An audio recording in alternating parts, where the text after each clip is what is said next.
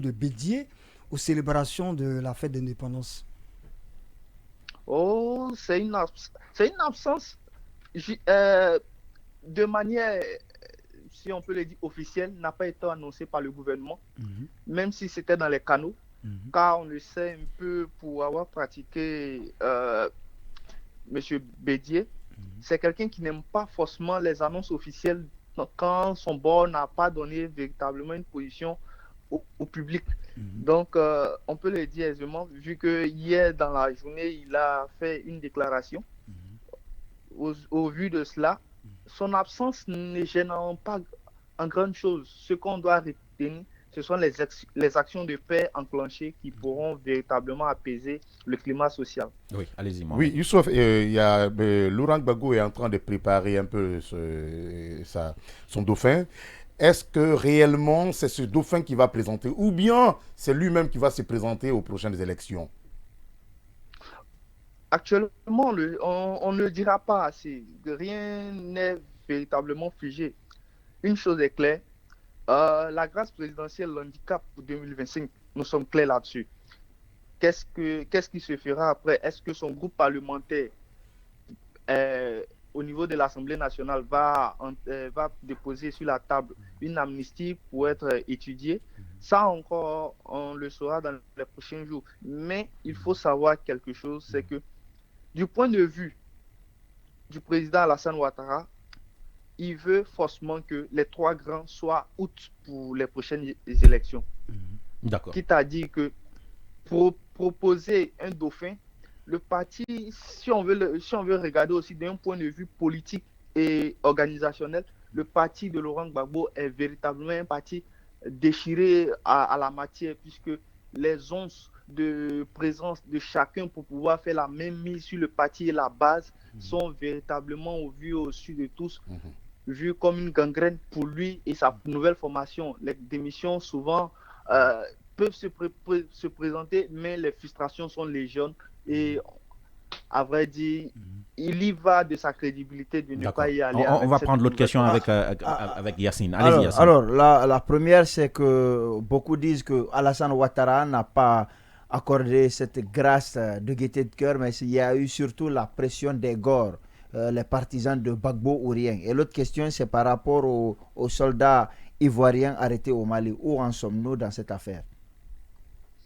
Euh, les gars, depuis l'arrestation, sinon depuis la perte du pouvoir en 2011, on peut le dire ainsi, hein, ont toujours manifesté, toujours haussé le ton avec la voix.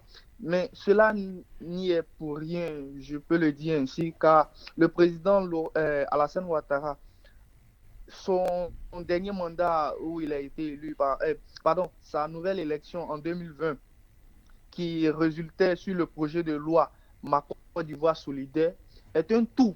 Et c'est cela qu'il manifeste aujourd'hui dans ses faits et gestes du quotidien. Permettre à la Côte d'Ivoire de vivre comme sous le président Félix Houphouët-Boigny. Lui donner sa paix, sa quiétude, sa gaieté, son tout, le véritable poumon économique qu'elle D'accord. est, et lui Mais donner on va maintenant véritablement poser. tout. On va aller maintenant sur un autre point, ce que ce n'était pas prévu, c'est l'affaire des 49 militaires ivoiriens détenus aujourd'hui au Mali. Quelle est la perception de la situation du côté de la Côte d'Ivoire? Or, le ministre de la Défense a reçu les parents des victimes. Mhm. Il les a rassurés, il les a donné toute l'assurance que le président et tout le gouvernement prennent les dispositions à ce qu'ils rentrent le plus tôt possible. Comme on l'a vu par décrit, ils étaient au Togo pour des négociations avec le Mali. Mhm. Cela n'a pas donné véritablement bonne satisfaction au gouvernement ivoirien. On apprend dessous ça et là que le Mali veut faire du chantage avec les 49. Mais une chose est encore sûre, c'est que le président Alassane Ouattara ne daigne pas machiner pour véritablement Quelle est faire la du position marchandage officielle, avec quelle est la position officielle de la Côte d'Ivoire vis-à-vis de ces 49? Parce qu'on a entendu le Mali à un moment donné demander à la Côte d'Ivoire de présenter ses excuses. La Côte d'Ivoire, par son ministre de la Défense, n'entend pas présenter des excuses car ils disent qu'ils étaient dans une mission officielle. Ils ne sont Démenti pas par les Nations Unies. Hein. Oui.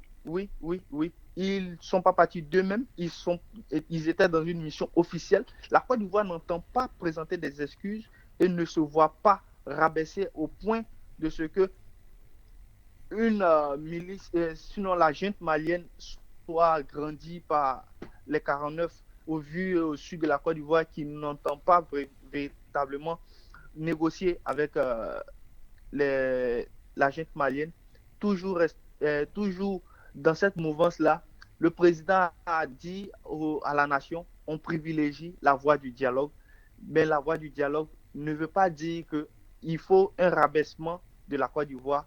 Aujourd'hui, quels sont les autres moyens que la Côte d'Ivoire détienne pour libérer ces 49 en fait?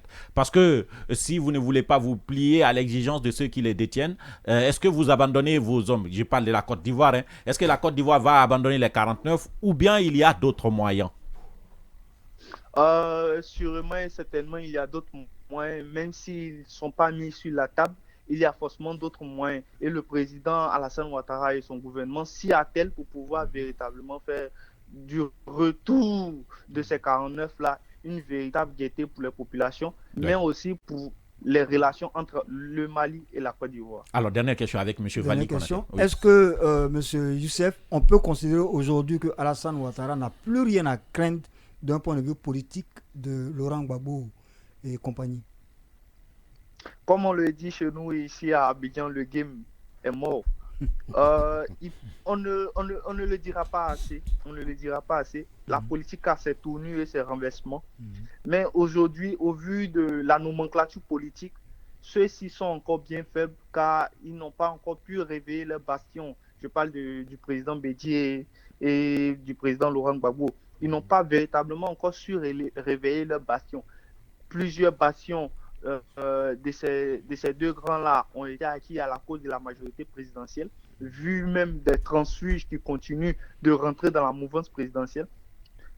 On ne le saura jamais, mais au vu du constat qui nous est présenté, il sera difficile, très difficile pour ces deux-là de revenir encore dans le fauteuil du président. 6 heures passées de 23 minutes. Notre invité, Idjoudine Youssef, il est journaliste en Côte d'Ivoire, journaliste au Jour Plus, au journal écrit, le Jour Plus, Youssef. Merci d'avoir accepté de répondre à nos questions ce matin. Merci. Bon, au revoir.